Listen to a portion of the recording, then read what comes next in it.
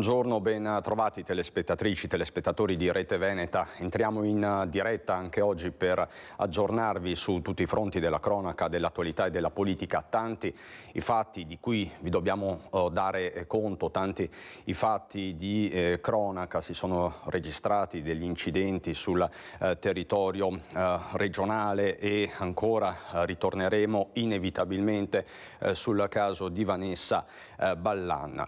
Temi della sicurezza in primo piano anche per il primo collegamento di Focus TG con Mestre, con Via Piave. Via Piave spesso teatro di episodi di cronaca, quindi parliamo di lotta al degrado con il nostro Filippo Fois. Buongiorno Filippo. Buongiorno da Mestre, ai telespettatori di Rete Veneta. Siamo in Via Piave, una via che molto purtroppo è assurta diverse volte agli onori della cronaca per problemi di spaccio. Siamo assieme ad alcuni residenti, come vedete, che fanno parte del comitato del coordinamento dei residenti, dei cittadini di Via Piave. Qual è la novità di questi giorni e con che spirito ci apprestiamo a festeggiare questo Natale che celebreremo tra pochi giorni? Che effettivamente qualche cosa si è mosso qui in Via Piave, cioè da parte della questura, della prefettura, nonostante il cambio di vertici c'è stata una continuità di azione che ha portato a diversi arresti, a diverse espulsioni, ed effettivamente qualcosa si inizia a vedere. Io partirei con Giovanna Luzzi, che è un po' la coordinatrice di questo comitato, è vero? Sì, allora abbiamo avuto un bel incontro precedente e c'è stata una continuità con i nuovi entranti, a parte che il questore era già diciamo in prima, da settembre l'abbiamo già incontrato, e ci hanno dato buonissima disponibilità ed è questo un bel lavoro che possiamo portare avanti. Quindi come cittadini loro sono disponibili con noi, ci hanno dato delle direttive da seguire, hanno allertato i cittadini diciamo assolutamente a continuare a tenere l'attenzione, a segnalare in assoluto le situazioni, a non esporsi in prima linea, perché adesso ormai siamo anche coinvolti con delle minacce, quindi è meglio evitarle, però loro sono stati disponibilissimi a recepire tutte le nostre segnalazioni in vari modi. Quindi abbiamo questa disponibilità, ha invitato i cittadini a denunciare, e penso che adesso sotto le feste preparerò anche un formato di denuncia pronta da inserire nella nostra pagina, nel nostro gruppo, sia su WhatsApp che su Facebook, proprio perché il cittadino abbia già lo schema della querela da prepararla e portarla già direttamente con allegati in questura senza tanti problemi. Ecco, noi oramai da diverso tempo, quando diamo le notizie nel nostro telegiornale, abbiamo una specie di bollettino di guerra, perché tra espulsioni, denunce, allontanamenti, tutte le settimane succede qualcosa. E il signor Rosa Pepe, che ha un locale qui alle nostre spalle ed è una, diciamo, delle sentinelle di quello che accade nella via, ha detto che ha avuto modo di vedere che effettivamente sta iniziando a dare i suoi frutti questa attività. Sì, già da tanti mesi tante facce non si vedono più, saranno stati espulsi, saranno in galera, questo non lo so, però c'è tanto meno movimento di spaccio, tantissimo. E lo stesso prefetto è passato anche oggi a salutarmi, e lui anche in prima linea, che adesso controlla e vede, ha detto c'è ancora tanto da fare, ma comunque le forze dell'ordine comunque sono da mesi che stanno lavorando, e stanno lavorando molto bene tutti. C'è ancora tanto da fare, si diceva. Voi vi sentite un po' più sicuri o ancora, diciamo, la strada è lunga? Secondo me io partirei ancora da più lontano, perché questa situazione di malessere cittadino inizia ancora alla fine degli anni 2008-2009. Ho partecipato a più comitati che poi, risolti i problemi specifici, si sono anche sciolti. Io ricordo, visto che abito in via Monte San Michele, il famoso blitz del 10 luglio del 2018, che ha portato praticamente a liberare dalla una centrale, diciamo, ormai internazionale di traffico, di spaccio di droga, e questo ha permesso a quel parte di quartiere di essere risanato definitivamente, e oggi dal 2018 al 2023 stiamo ancora bene.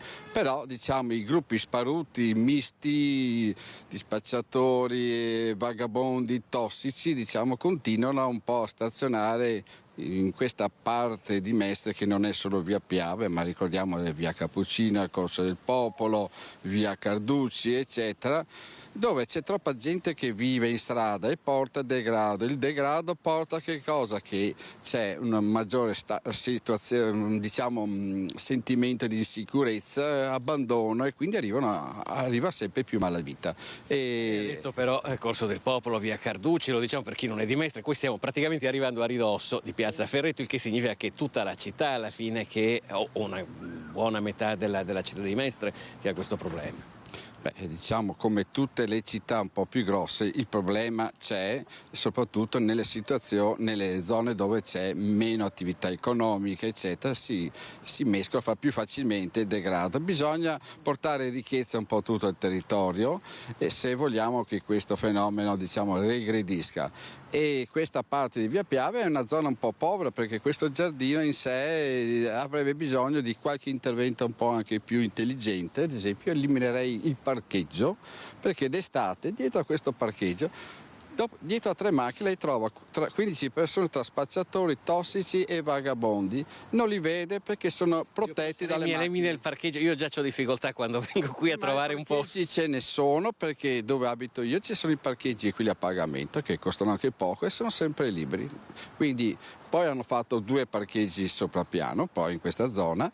Quindi il problema del parcheggio non c'è. Poi fra l'altro qui non abbiamo più attività economiche vive, perché cosa abbiamo? Veda lei, a parte il supermercato, qui sono tutti negozi etnici che non so, tengono aperto fino alle 2-3 di notte. Non penso che riescano a tirare su economicamente qualcosa, perché io non ci sono mai entrato, la gente normale non ci entra, e quindi diciamo dobbiamo intervenire tanto a rendere tutto visibile, perché dietro che non ci si possa nascondere. No. Tra l'altro prima parlando un attimo prima del collegamento, abbiamo parlato anche del fatto che c'è un pendolarismo dello spaccio, cioè degli spacciatori che arrivano in treno e prendono servizio qui sostanzialmente. Buongiorno a tutti, sì, questa è una notizia che appunto mi arriva da persone che arrivano da Padova e che mi dicono che trovano gli spacciatori in treno, che scendono la mattina presto e qua vengono a spacciare. Ovvio che tanto è stato fatto dalle forze dell'ordine, che ringrazio da parte di tutto il comitato, perché comunque hanno dato la massima disponibilità, ma appunto, come dicevano loro, tanto c'è da fare qua in via Piave. Via Piave che purtroppo appunto è stata lasciata un po' a se stessa negli anni passati. E confidiamo comunque sicuramente in tutte le forze dell'ordine, il questore perfetto e tutti quanti. Ecco, allora con queste parole di speranza noi per ora da via Piave naturalmente non finisce qui, nel senso che continueremo ad aggiornarvi, ad essere presenti come sempre con le nostre telecamere in quest'area di Mestre. Per ora comunque vi restituiamo la linea. Assolutamente Filippo, grazie a te, ai tuoi ospiti e a Sandro Ponchio per la parte tecnica. Veniamo alla cronaca, vi dicevo in apertura tanti i fatti, ancora sangue sulle strade del Veneto. Nel primo pomeriggio di ieri sulla Cadore Mare, in territorio di San Veneziano, ha perso la vita una 52enne di origini ghanesi. Le sue condizioni agli operatori del SUEM 118 intervenuti con l'elicottero dal Cafoncello sono apparse subito gravissime. Frimpong Ebenezer Kwaku è morto poco dopo il ricovero a Treviso. È un 52enne di origini ghanesi, residente a Conegliano, l'ennesima vittima sulle strade della Marca. L'incidente mortale poco prima delle 13 nel territorio di San Vendemiano. L'uomo, operaio e sposato, è a bordo della sua Opel Corsa sulla provinciale Cadore Mare quando in via Trieste, all'altezza del ponte di Saccona, ne perde il controllo e finisce in un canale di scolo. La carambola è micidiale, l'impatto violentissimo con l'abitacolo che diventa una trappola. Ci vogliono i vigili del fuoco per estrarre il 52enne dalle lamiere, da lì la corsa disperata all'ospedale di Treviso che si rivela inutile. A occuparsi dei rilievi carabinieri della stazione di Godega, quasi sicuramente si è trattata di un'uscita di strada autonoma. Ecco, sempre un altro aggiornamento di cronaca, rimaniamo sulle strade del Trevigiano, vi mostro questa foto, è relativa ad una fuoriuscita di strada nella primissima mattinata di oggi in via Casonetto ad Asolo. Il guidatore è uscito quindi in maniera autonoma, è rimasto ferito. Si tratta di un cinquantenne del posto e come vedete i rilievi sono affidati ai carabinieri. Vi posso dire che non sarebbe in pericolo di vita. Rimaniamo nell'area, andiamo a Castelfranco Veneto, dove sempre i carabinieri hanno controllato in pieno centro un 54enne sudamericano alla guida di un'autovettura. Risultato positivo all'alcol test con un tasso superiore addirittura a 2,50 grammi per litro, quindi siamo 5 volte oltre il livello consentito. Oltre alla denuncia all'autorità giudiziaria, per questo è scattato il sequestro del veicolo e gli è stata pure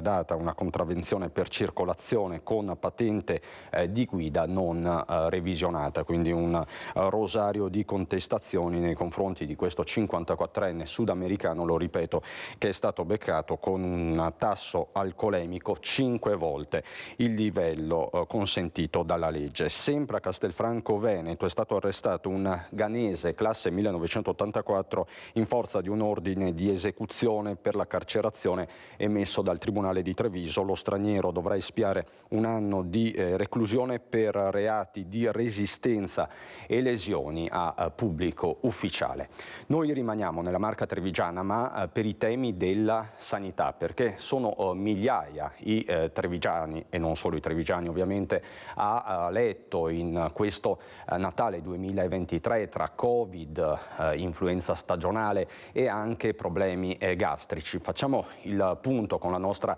Edi Caliman, che si trova a Villa Carisi, con Francesco Benazzi, direttore generale dell'ULSS 2, per la parte tecnica Francesca Pezzo. Edi, buongiorno. Buongiorno Cristian, buongiorno ai telespettatori. Hai detto bene, siamo qui in compagnia del direttore Francesco Benazzi per fare un po' il punto su quella che è la situazione influenzale, Covid e come dicevi tu, di questo virus gastrointestinale che sta girando soprattutto tra i più piccoli. Passo subito la parola al direttore. Direttore, com'è la situazione nella Marca trevigiana? Buongiorno a tutti. La situazione ovviamente è di un bel numero, un gran numero di persone a letto tra influenza e Covid-19. Contiamo tra 80 e 90 mila persone e siamo vicini al picco ovviamente, che è dato tra il 30 e il 31 dicembre e i primi gennaio, quindi è ovvio che ci sia ovviamente una crescita. Contemporaneamente aspettiamoci anche dopo il 1° di gennaio di avere un ulteriore incremento legato al fatto che le feste, stare insieme eccetera eccetera potrebbe portare ovviamente a un aumento di contagi. Per quanto riguarda la situazione Covid negli ospedali, come sta andando? La situazione di Covid in ospedale, per nostra fortuna, almeno ad oggi, feste permettendo, è che abbiamo circa 90-95 persone ricoverate, non abbiamo più giovani, diciamo quarantenni in terapia intensiva, abbiamo solo 4 persone over 80 e abbiamo 6 persone in semi-intensiva, però tutte sotto controllo dal punto di vista della patologia, e quindi tranquillamente poi usciranno e potranno tornare tranquillamente a casa. Per il resto abbiamo qualcuno in malattie infettive, ma sono tutte persone che comunque erano entrate per altre patologie e poi abbiamo trovate Covid positive. Ci diceva che rispetto al Veneto la Marca trevigiana ha più persone a letto per l'influenza, anche per il Covid, questo perché c'è soprattutto in una zona particolare più resistenza a sottoporsi al vaccino. È chiaro che dove noi abbiamo una zona, in particolare la Pedemontana, dove c'è storicamente una resistenza a vaccinarsi, e quindi è chiaro che il vaccino sostanzialmente ci protegge, ci evita di entrare sicuramente in ospedale, perché si creano gli anticorpi, e poi perché effettivamente il periodo di patologia, quindi di sintomatologia, è molto più ridotto rispetto a chi non è vaccinato. Parlavamo di questi virus gastrointestinali, ma anche di polmoniti tra i bambini. Come è la situazione nella Marca? La situazione è che abbiamo ancora accessi in pronto soccorso, ne abbiamo avuti diversi la settimana scorsa e anche all'inizio di questa settimana legati appunto a questa patologia, però per fortuna oggi diciamo c'è meno aggressione da parte di questo virus, e quindi noi ci auguriamo che questi accessi così numerosi finiscano. Cosa vi aspettate per gennaio? Noi raccomandando a tutti di usare mascherine in luoghi affollati, di usare mascherine quando andiamo a trovare persone che hanno patologie croniche, quindi sono con meno difese immunitarie. Fatto salvo questo, noi ci aspettiamo comunque i primi dell'anno ancora un aumento, per poi ovviamente scendere gradualmente verso febbraio-marzo. Ne parlavamo qualche settimana fa proprio con lei, direttore, di questi accessi ai pronti soccorso da parte di famiglie con bambini con febbre anche a 39,5, che ovviamente spaventati si sono recati al pronto soccorso perché medici di base per il ponte dell'8 dicembre erano in vacanza, le guardie mediche spesso non rispondevano e ovviamente le famiglie sono recate ai pronti soccorso. Cosa prevedete per queste festività? Beh, allora, prima cosa da dire è chiediamo alle persone di sentire prima la continuità assistenziale, la guardia medica, per evitare poi di perdere del tempo, stare troppo tempo all'interno del pronto soccorso, perché essendo codici bianchi e verdi il rischio di fare qualche ora in pronto soccorso esiste, perché abbiamo accessi da 300, 350, 400 persone.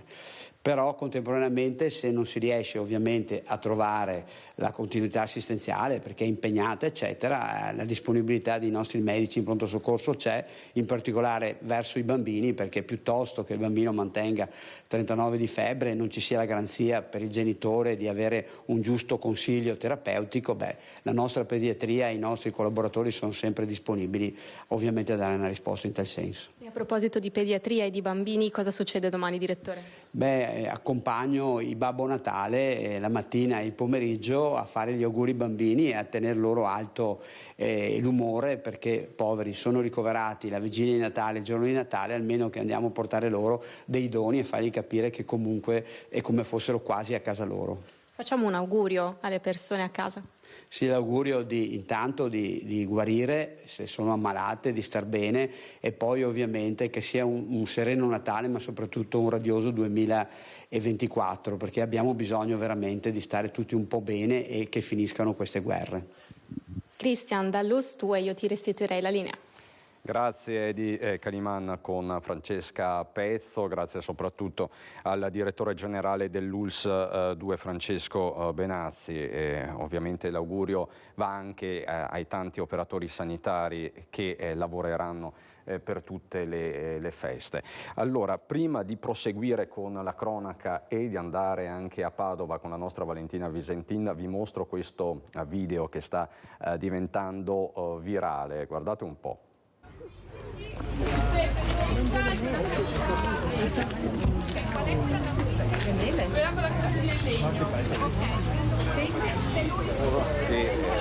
È comparso nelle scorse ore a Cortina, a filmarlo tra i tanti anche l'assessore regionale al turismo Federico Canelli. Insomma, sono immagini che raccontano ormai di una presenza fissa nella conca. Questo cervo è stato avvistato anche nei giorni scorsi. Vi dicevo, queste immagini stanno diventando davvero virali. La cronaca padovana ci parla di un'operazione contro lo spaccio di droga. Sono stati arrestati dei pusher giovanissimi. Controlli antispaccio nelle piazze e nelle aree verdi della città da parte della polizia, dove i cittadini hanno segnalato situazioni critiche. In un appartamento di via Savonarola gli agenti hanno arrestato un tunisino richiedente protezione internazionale. Lo straniero da tempo utilizzava il giardino Cavalleggeri per i suoi appuntamenti con i clienti a cui vendeva droga. Dopo l'ennesima cessione di eroina, i poliziotti hanno perquisito il tunisino trovando altre dosi di eroina e cocaina. Nella sua abitazione di via Savonarola c'erano altre quantità di droga e tutto il materiale per pesarla e confezionarla. Dopo l'arresto, il questore ha avviato le procedure per il rigetto da parte delle commissioni territoriali delle istanze di protezione internazionale.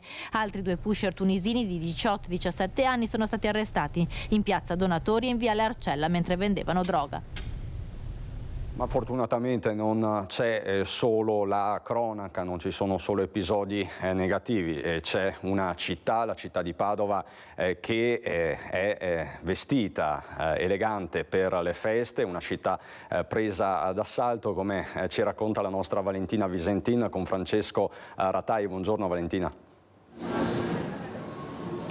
Buongiorno, è proprio così, io sono nel cuore della città, sotto l'albero di Natale imponente allestito tra Palazzo Moroni e l'Università, lungo il listone, in una città affollata per questo sabato prima di Natale. I negozi presi d'assalto, lo vedete, il listone gremito di persone, tutte ovviamente con borse e pacchettini in mano. Tanti sono gli acquisti, la corsa al regalo all'ultimo momento, anche perché nei giorni scorsi sono arrivate anche le tanto attese tredicesime e quindi i padovani hanno un po' più libertà di spesa. I dati che ci forniscono le associazioni di categoria sono incoraggianti, perché sono circa 400 i milioni di euro che i padovani spenderanno questo Natale tra regali, ma anche nell'acquisto di alimenti. Poi magari vi mostriamo anche la parte culinaria sotto il salone, con le botteghe dove fervono gli acquisti, gli ultimi preparativi per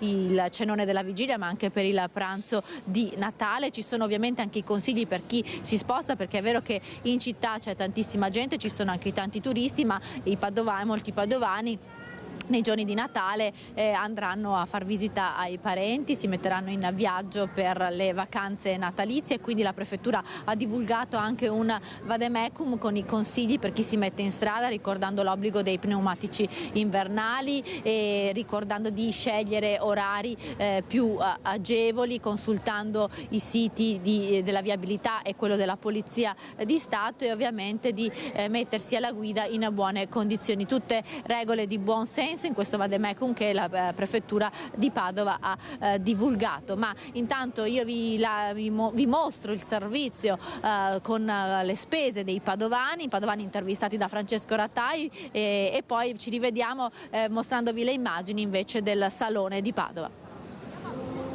Per regali per loro mi sa che è già andata, per cui sì, regali per i bambini è arrivata, come tutto finisce per i bambini questo Natale, mi sa. Abbiamo un po' di spesucce in casa, quindi vedremo. Quindi diciamo per tamponare le spese? Assolutamente. Tredicesima è arrivata, è già uscita? Sono un libero professionista. Sì, credo in parte è già uscita, però con moderazione. Poi sono regali utili che quindi magari qualcuno acquisterebbe comunque, quindi è solo fare un favore a qualcuno e comprarlo prima. Quindi se la si investe in regali? Sì, magari non tutta, perché ci sono tante cose da fare, però Natale è Natale, se si può si cerca di festeggiarlo al meglio. Poi ci sono tanti modi per festeggiarlo al meglio. Io sono una che fa anche tante cose, quindi regalo tante cose, tanti regali sono fatti da me. Ma noi facciamo regali e magari, non so, si esce a cena qualche volta, cose di questo genere, insomma. Le bollette no, è stato un fine anno un po' spendioso dal punto di vista economico, penso li metteremo i risparmi. Bella domanda, è arrivata, sta arrivando e in parte logicamente si userà per fare i regali di Natale, ma il resto di parte la mettiamo via per pagare mutui, prestiti, cose del genere. Proprio una famiglia normale. Diretta. E noi ci siamo trasportati in pochi secondi dal listone alla piazza delle Erbe per far mostrarvi il mercato, e quindi vedete tanti padovani che stanno acquistando i prodotti tipici per quanto riguarda la verdura, come il radicchio, i cardi, le specialità da portare a tavola in questi giorni di festa, e più in là invece poi anche le botteghe del salone, dove invece si acquistano la carne e il pesce. Menù della tradizione nelle tavole dei padovani, lo vedete dalle borse che il nostro collega Francesco Rattai ha appena inquadrato, e invece vedete più in là anche i locali, i bar che sono presi d'assalto per questa pausa pranzo prima del Natale. Quasi impossibile entrare adesso nei corridoi del salone, dove le botteghe sono davvero gremite per gli acquisti. Con questa bellissima immagine di Padova, Cristian, io ti restituisco la linea allo studio, mostrandovi dunque un Natale in cui si cerca di respirare un clima di serenità, insomma, nonostante le notizie di cronaca di questo ultimo periodo, non solo dall'estero ma anche della nostra regione. Insomma, purtroppo abbiamo raccontato tanti fatti di cronaca, oggi è anche bello mostrarvi la città che si assapora queste ore di acquisti, di frenesia prima del Natale. Da Padova è tutto, restituisco la linea allo studio. Grazie davvero Valentina Visentin con Francesco Ratai, ci hai portato proprio nel salotto buono della città e come dicevi te dobbiamo raccontare anche questo clima di festa in un anno difficile per il Veneto, soprattutto l'ultimo periodo, e fra poco torneremo a parlare di cronaca del caso di Vanessa. Prima però vi do alcuni aggiornamenti. Prima siamo stati a Cortina, vi ho mostrato le immagini di questo cervo che è arrivato al mercato. Ci sono buone notizie per la Conca, si annuncia un Natale a prova di sci per questa località turistica e i dintorni grazie a delle precipitazioni nevose che appunto ci sono state nelle ultime ore. A Ravales, sopra Cortina, il manto bianco ha raggiunto quota 94 centimetri grazie al contributo di 10 centimetri di neve fresca. La stessa località ampezzana ha avuto una nevicata che ha creato uno strato di 2 centimetri, neve fresca anche sul Falzarego, quindi buone notizie per gli operatori della Conca ampezzana. Dal Bellunese al Veronese con il Bomba Day, lo possiamo vedere dall'arena.it, che è stato fissato per il 28 di dicembre dalle 7:30 del mattino tra Verona e Domegliara, con la circolazione dei treni interrotta durante il disinnesco. Questo perché nei giorni scorsi, come sapete, è stato trovato un ordigno bellico nella zona di Parona, quindi per il 28 dicembre si prospetta una giornata di disagio sui treni e non solo nella zona tra Verona e Domegliara.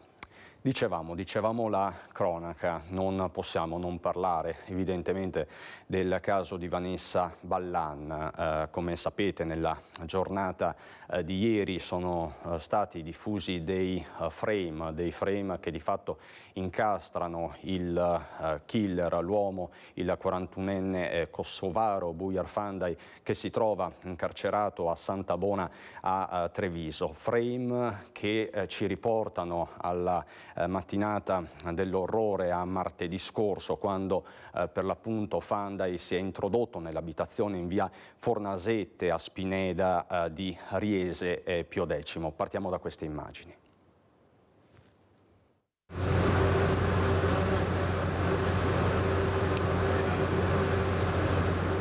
Si vede la sagoma di una persona gettare nel giardino della vittima un borsone e poi scavalcare. È il filmato della telecamera di un'abitazione vicina a quella di Vanessa Ballan. Frame importanti per ricostruire gli attimi prima dell'aggressione mortale, indizi che portano ad acclarare la responsabilità di Bujar Fanday, il 40enne accusato dell'omicidio della donna. I carabinieri hanno raccolto, rilevano in una nota, plurimi univoci indizi di colpevolezza a carico del piccolo imprenditore edile ora rinchiuso nel carcere di Santa Bona.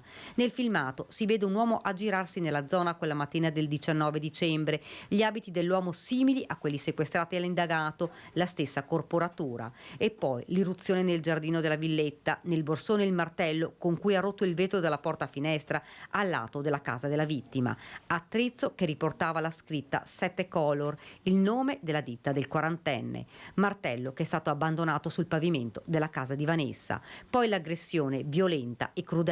La 26enne non ha avuto scampo, colpita prima probabilmente a mani nude e poi raggiunta da 8 fendenti al torace. L'uomo ha utilizzato un coltello con il manico in legno, una lama lunga 20 centimetri. L'arma è stata trovata dai carabinieri nel lavello della cucina, solo parzialmente lavato dal sangue della vittima. Un altro coltello identico è rimasto nel borsone del 40enne, recuperato dai militari dell'Arma.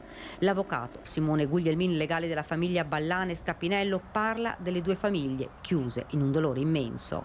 La famiglia chiede il rispetto del dolore nel silenzio. Dopodiché ci saranno momenti per poter, rappresentare quelle che sono le esigenze. Poi aggiunge: ci aspettiamo che il procedimento venga celebrato con la dignità che impone il nostro ordinamento. Sulla mancata adozione di provvedimenti restrittivi a carico di Fandai, dopo la denuncia della vittima per stalking e minacce, interviene anche il ministro della Giustizia Carlo Nordio, che ha chiesto agli uffici competenti del Dicastero di acquisire, presso i vertici degli uffici giudiziari di Treviso, una relazione dettagliata in merito al femminicidio di Vanessa Ballan. Su questo l'avvocato Guglielmin dice: noi cercheremo di fare chiarezza anche noi, con i mezzi che ci competono, cercheremo di capire le ragioni di questa, falla, se si può dire in questi termini, che è stata peraltro già acclarata anche dal procuratore della Repubblica. Resta la ferocia con cui il killer si è mosso nei confronti della donna. Ieri all'obitorio di Treviso l'autopsia. Il killer l'ha prima aggredita a mani nude, colpendola in faccia e in testa, poi, armato di un coltello, si è accanito su di lei. 8 le coltellate, una letale, l'ha raggiunta al cuore. Ben 6 erano tagli profondi, elementi che emergono dall'esame autoptico eseguito a Treviso dall'anatomopatologo Antonello Cirnelli, iniziato intorno alle 11 e terminato circa 2 ore e mezza dopo. 2 coltellate hanno lesionato i polmoni. L'assassino avrebbe addirittura girato l'asse della mano che impugnava l'arma per essere certo che il colpo fosse letale. Ho mandato comunicazione direttamente in procura con tutti i dettagli di quello ovviamente che abbiamo repertato in questo momento, e sarà poi la procura a dare tutte le indicazioni sul caso. L'esame autoptico è terminato intorno alle 13:30. Nei prossimi giorni ci saranno ulteriori accertamenti, fra questi il test del DNA sul feto che Vanessa portava in grembo per accertare la paternità. Sarà necessario fare anche questo tipo di accertamenti. Un feto di circa 2 mesi e mezzo. I colpi scagliati con una ferocia inaudita hanno raggiunto Vanessa al torace. La 26enne aveva anche delle ferite da difesa sulle mani. Sarebbe morta rapidamente pochi attimi dopo le coltellate. Ora si attende il nulla osta della magistratura, che potrebbe arrivare nei prossimi giorni, e la fissazione della data dei funerali. E ci sono le parole a commento del vescovo di Treviso, Monsignor Michele Tomasi, sulla tragica sorte di Vanessa. Inaccettabile questa escalation di violenza contro le donne, questo è il suo messaggio. Sono tragedie per le quali sembra che abbiamo solo frasi fatte, ma davvero non deve più succedere. Non può succedere che una giovane donna, una mamma, venga uccisa solo perché donna, solo per un malinteso senso di qualche legame o di qualche cosa di dovuta. È una tragedia, è un dramma, qualcosa che fa veramente male al cuore. Ha colpito la diocesi di Treviso l'ultimo tragico fatto di cronaca con vittima una donna, una giovane mamma in attesa del secondo figlio. Un atto brutale commesso nei giorni che portano al Natale, che impone una riflessione. Il vescovo Monsignor Tomasi la incentra sull'egoismo imperante e dice che sfocia nell'aggressività verso l'altro quando non si vedono soddisfatte le proprie ingiuste pretese. Penso un mondo che non aiuti più le persone a guardare al di là della propria immagine riflessa, dove sembra che quello che succede a me è l'unica cosa importante in tutto il mondo e il resto è lo stesso. Ma non è questa l'umanità. Occorre una rivoluzione di pensiero, un cambio di direzione, invoca il vescovo. Dobbiamo fermarci, dobbiamo riflettere, dobbiamo chiedere perdono, dobbiamo rimettere a posto le relazioni, le strutture, dobbiamo ricordarci che siamo persone umane che hanno la bellezza della vita, una vita qui in terra così breve che non può essere sprecata e buttata via nella violenza. Dobbiamo davvero fermarci e cambiare, dobbiamo cambiare strada. Ritorniamo alla cronaca, ritorniamo nel veneziano, nel cuore della laguna. Una pattuglia dei carabinieri della stazione di San Marco in servizio antiborseggio ha sorpreso sul ponte di Rialto, in quel momento frequentato da numerosi turisti, 2 cittadini, un uomo e una donna, rispettivamente di nazionalità macedone e serba, in procinto di iniziare il gioco delle 3 scatolette. I militari li hanno fermati, procedendo anche al sequestro degli strumenti utilizzati per il gioco, nonché della somma di 100 euro in contanti. Condotti nella caserma di San Zaccaria per i successivi adempimenti, i due sono stati denunciati per esercizio abusivo di attività di gioco e di scommessa in concorso, così dunque a Venezia. E adesso la polemica, una delle polemiche più forti di questi giorni, la polemica attorno alla scuola primaria di Agna sui canti di Natale, quel cucù al posto di Gesù che ha infiammato il dibattito, soprattutto politico. Nelle scorse ore, come ci racconta Valentina Visentina, è intervenuto anche il ministro dell'istruzione Valditara. Il rispetto verso la religione è un valore costituzionale. Il ministro dell'istruzione Giuseppe Valditara interviene sulla questione sollevata dalla scuola elementare di Agna, dove in un canto natalizio della recita di Natale la parola Gesù era stata sostituita da cucù per non turbare la sensibilità dei bambini di altre religioni. Una decisione che aveva creato non pochi malumori tra i genitori, in primis anche lo stesso sindaco del paese, il cui figlio frequenta la scuola in questione.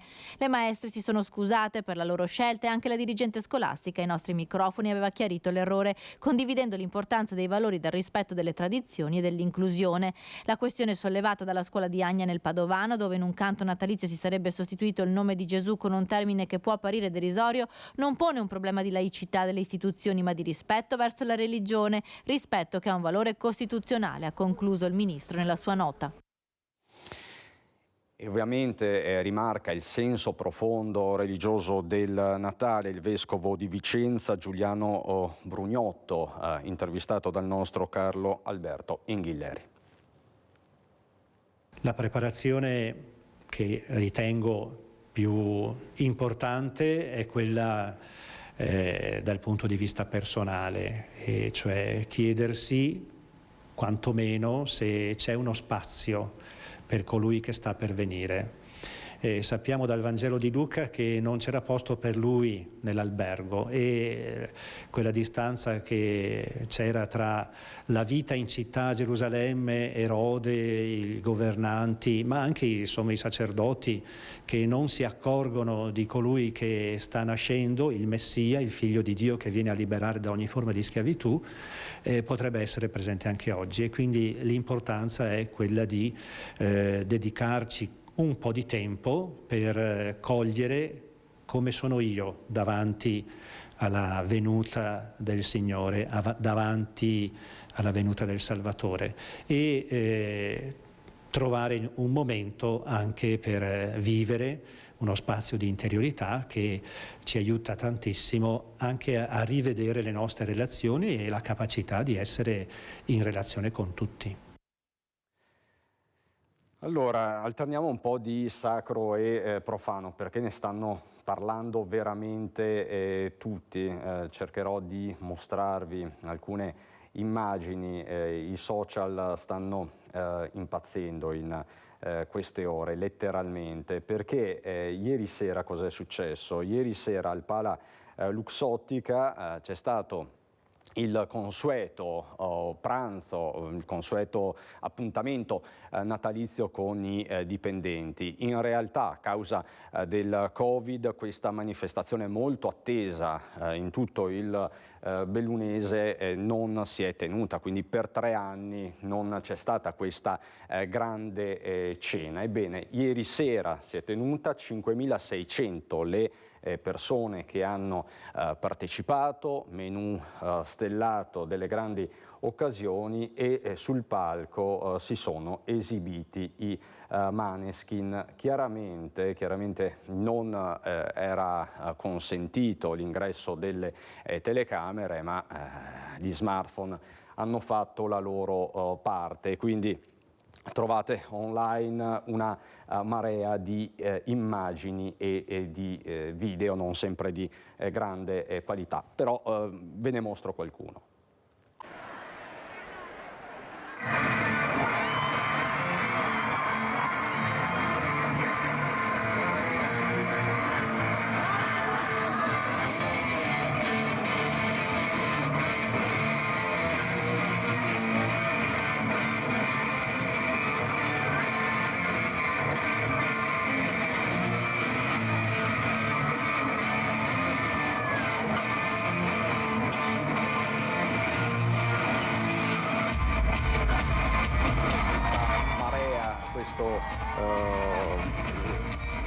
questi telefonini tutti a riprendere il grande evento, Damiano e la sua band, che tra l'altro sono reduci da una tournée in Australia. È chiaro che chi ha partecipato a questo evento oggi stia condividendo sui social pareri, opinioni, emozioni, ma ogni anno appunto è una grande festa. In passato al Pala Luxottica ci sono stati Eros Ramazzotti, Ivana Spagna, Laura Pausini, Robbie Williams e ogni anno è una sorpresa vedere chi salirà sul palco, e stavolta insomma è stato il momento, il tempo della band più famosa italiana, della band italiana più famosa al mondo, quindi a tutto rock la serata ad Agordo, al Pala Luxottica. Tra l'altro si tratta della prima festa di Natale senza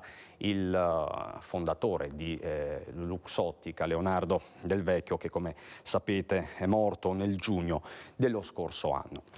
Noi prima siamo stati a Cortina, adesso ritorniamo in montagna ma sul versante vicentino, andiamo ad Asiago sull'altopiano, facciamo un po' il punto perché la neve qui un po' latita. Che la neve è importante perché permette a noi di prolungare la stagione turistica, e da quando abbiamo i nuovi impianti di risalita delle Melette, del Verena e del Caberlava ci siamo resi conto che ci stiamo riappropriando di una fetta di turisti che non sceglieva più l'altopiano per la vetustà, l'obsolescenza degli impianti di risalita. Già, la neve è importante, ma come dicono anche i vecchi proverbi, al tempo non si comanda. La sfida del futuro è quindi, per l'altopiano dei 7 comuni, come per altri territori vocati al turismo invernale, quella di attirare e soddisfare i turisti pure senza la neve. Poi, se arriva la Dama Bianca, tanto meglio. Nel frattempo in altopiano sono stati fatti investimenti molto importanti per gli impianti di risalita e per l'innevamento artificiale, che qualcosa può tamponare in attesa delle nevicate. Abbiamo lavorato moltissimo, investendo oltre 17 milioni di euro nella ristrutturazione e nel riavvio di queste importanti stazioni sciistiche, e stiamo ottenendo traguardi importanti. Certo che la neve naturale è fondamentale per noi, perché non possiamo pensare che tutta la stagione invernale venga sorretta solo esclusivamente dall'innevamento artificiale, per il quale peraltro abbiamo fatto investimenti importanti che hanno permesso già in questi giorni di innevare le prime piste. La sfida, dicevamo, è quella del turismo invernale senza neve, e questa è una partita che in altopiano stanno giocando da molto tempo ormai. La grande sfida che abbiamo vinto in questi ultimi 30 anni è proprio quella di fare turismo, di riuscire a fare turismo anche se non c'è un centimetro di neve. Noi abbiamo un'affluenza costante da parte di un turista che riesce a godere del bello che ci circonda anche senza necessariamente sciare. Da Asiago scendiamo a Bassano e vediamo che aria si respira in queste ore con Vanessa Banzato, che insomma ha fatto un giro tra le bancarelle. Bassano del Grappa, presa d'assalto da tantissime persone in questo 23 dicembre, ormai Natale è alle porte. E guarda caso in una delle vie del cuore di Bassano del Grappa abbiamo incontrato niente po' di meno che i Babbos Natales, giusto? Abbiamo Babbo Natale Beppe che ci spiega esattamente il perché di questa loro presenza. Noi siamo nati come gruppo goliardico, eravamo 2 o 3 persone una decina d'anni fa. Poi ci siamo accorti che stavamo raccogliendo dei soldi e non volevamo tenerli per andare a osterie come era inizialmente previsto. Quindi abbiamo iniziato a donarli a varie associazioni di beneficenza e interamente versiamo ogni anno l'importo, che pubblichiamo anche sui nostri canali social per certificare che quello che facciamo è reale.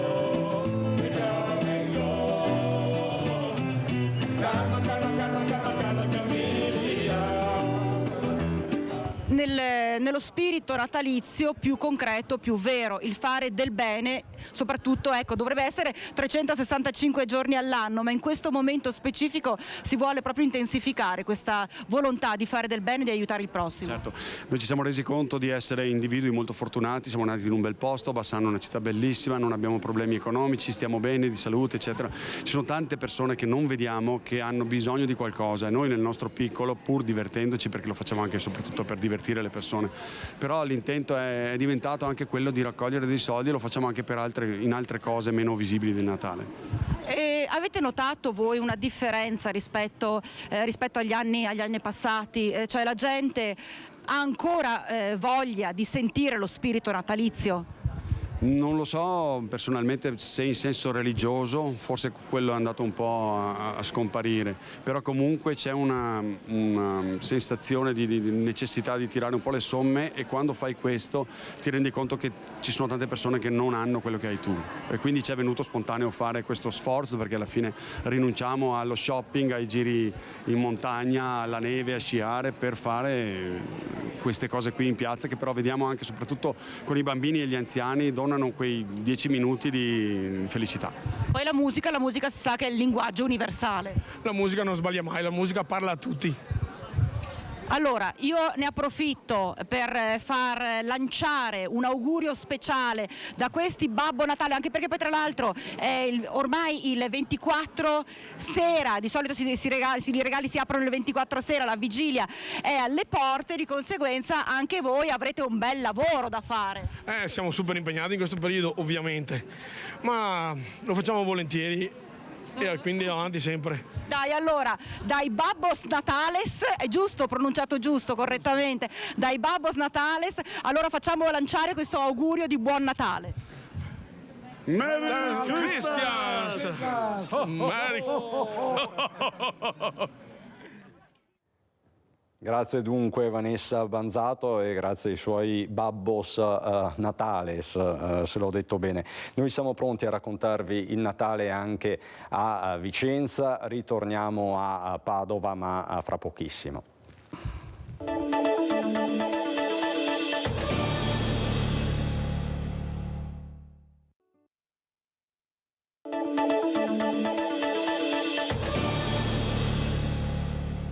Nuovo in diretta su Rete Veneta per raccontarvi questo sabato di antivigilia. Siamo stati a Padova, a Bassano e adesso siamo pronti ad andare a Vicenza.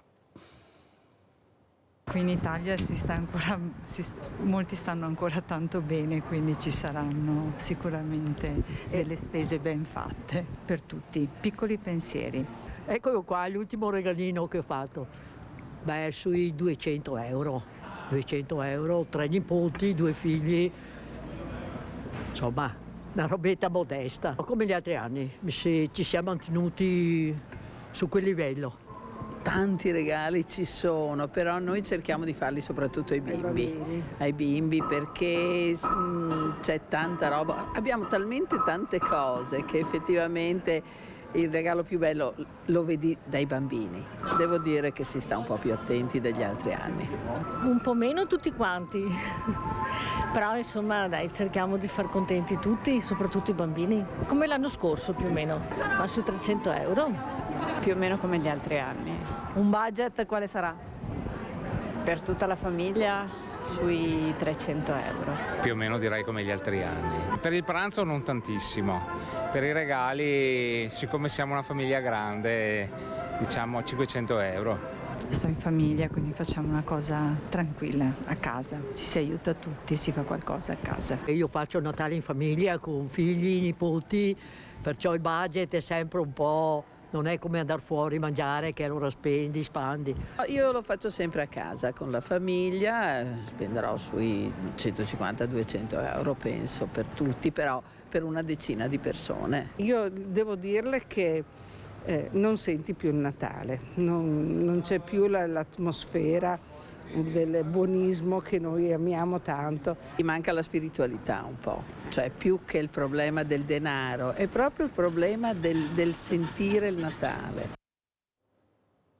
Insomma, il dibattito è aperto. Di certo in tanti stanno pensando al menù della vigilia di Natale, di Santo Stefano. Vi diamo qualche consiglio. Verdi chiari, lunghi, piuttosto laboriosi nella preparazione, ma dal caratteristico sapore che sa di piatto della nonna. Ci sono anche i cardi tra i protagonisti delle ricette riscoperte a Natale dai padovani. Eccovene una. Questo va tutto pulito, va tagliato a pezzi e pulito, vanno tolti tutti i filetti. poi io lo faccio lessare, un bel po' deve lessare, e poi lo taglio a pezzi più piccolini e lo metto con prezzemolo e aglio e olio, lo lascio soffriggere un pochino e lo copro di latte e lo lascio andare ancora una mezz'oretta, 3/4 d'ora. Poi alla fine ci metto un bel po' di parmigiano. È uno dei prodotti autunnali e invernali che i padovani chiedono nel rispetto della tradizione e dei tempi della natura. In questo periodo sì, nelle nostre tavole ci vogliono queste chicchette, dico io, che insomma non è che si mangiano tutti i giorni, però insomma li stanno richiedendo molto. È un prodotto della tradizione veneta comunque? Sì, è un prodotto della tradizione veneta, perché io mi ricordo che lo mangiavo fin da quando ero bambina proprio. Non solo i cardi. C'è il cavolo nero e poi io dico sempre le rosole, le famose rosole. Sono conosciuta un po' per le rosole, che è comunque una verdura spontanea e la stanno richiedendo e riscoprendo molto. Prodotti che richiedono un paziente lavoro di raccolta e preparazione che le aziende propongono nei mercati contadini. Le rosole vanno raccolte una a una e il cardo comunque viene piantato ad agosto. Ok, viene portato avanti, poi questo viene legato in campagna, deve essere legato e chiuso al buio, perché lui deve maturare, quindi deve diventare chiaro. Continuiamo a raccontarvi questo Natale a nord-est, fra poco andiamo a Padova, prima qualche istante di pubblicità.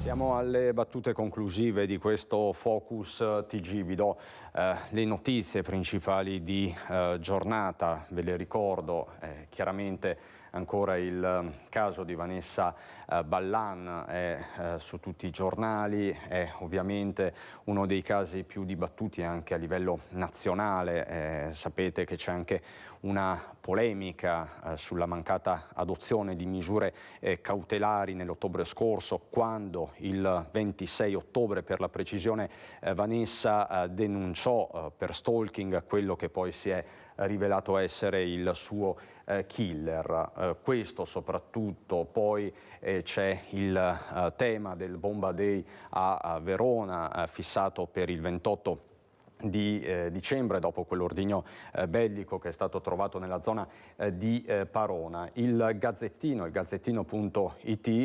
sceglie di dedicare l'home page, lo possiamo vedere, alla festa di Natale in grande stile a Luxottica, ne abbiamo parlato poco fa, con la presenza, con lo show dei Maneskin dedicato a 5.600 dipendenti. Poi nelle edizioni serali dei nostri telegiornali torneremo anche sulla politica bassanese, sul caso Pavan, si ricandida, non si ricandida, insomma lo scoprirete nel corso dei nostri telegiornali.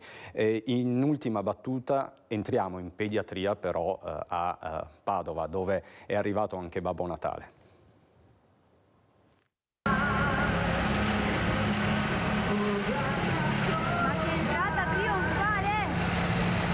Babbo Natale anticipa le consegne dei regali per far visita ai bambini ricoverati nei reparti dell'ospedale pediatrico di Padova. Arriva con la slitta trainata non dalle renne ma da un potente trattore che si destreggia tra le vie della città.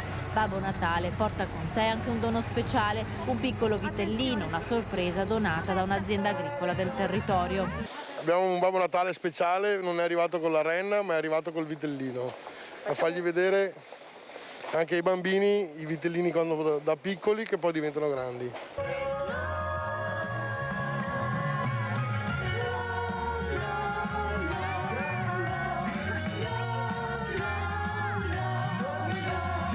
La gioia dei canti del Natale, Santa Claus, i regali e il vitellino che hanno potuto allattare con il biberon sono stati momenti di gioia per i piccoli pazienti che, avvolti dalle coperte, hanno lasciato per qualche istante le loro stanze d'ospedale per vivere la magia del Natale. È importante che questo clima appunto giunga in queste corsie e sollevi quelli che sono i sentimenti che purtroppo dominano in ospedale. E è vero per tutti, ovviamente, per gli anziani e per gli adulti, ma ha un significato particolare per i bambini, che sono molto più sensibili, oppure sono più vogliosi di festa, di giochi e di allegria e di canti, per cui queste sono iniziative molto importanti. Sono molto importanti anche per noi operatori, perché fanno sentire quanto la città ci è vicino. In questi giorni nei vari reparti della pediatria sono ricoverati un centinaio di bambini. L'iniziativa anche quest'anno è stata organizzata dalla provincia di Padova, che ha presentato il calendario dei sapori padovani 2024 con i consigli sull'alimentazione e sugli stili di vita sani scritti proprio dai medici del Dipartimento di Salute della Donna e del Bambino dell'azienda ospedaliera di Padova. Chiudiamo così questa edizione di Focus TG. Ringrazio dalla regia Renato Capoia e Italo Morao. Ringrazio ovviamente tutti voi per la cortese attenzione e buon proseguimento.